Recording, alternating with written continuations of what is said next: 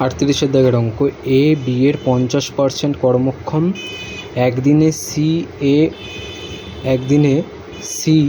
এ ও B এর একটি পূর্ণ দিনের মিলিত কাজের 1/2 কাজ করতে পারে। সি একা কাজটি করে 20 দিনে। এ বি ও সি একত্রে কাজটি করবে কত দিনে? চলো,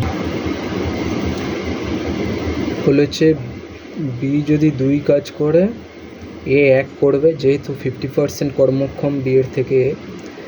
তো আবার বলেছে এ আর বি যা কাজ করে, মোট কাজ হবে 3 কাজ করে, সেটা কি বলছে?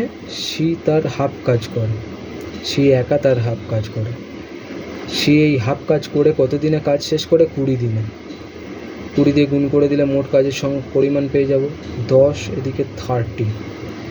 এবারে বলেছে একসাথে এরা যদি কাজ করে, এই 30টা কাজ এটা কত দিনে করতে পারবে? চলুন দেখা যাক। 3 + 3 + 2, এদিকে 2 থাকলো 6, 3, তাহলে 9 + 2। এটা কি হচ্ছে?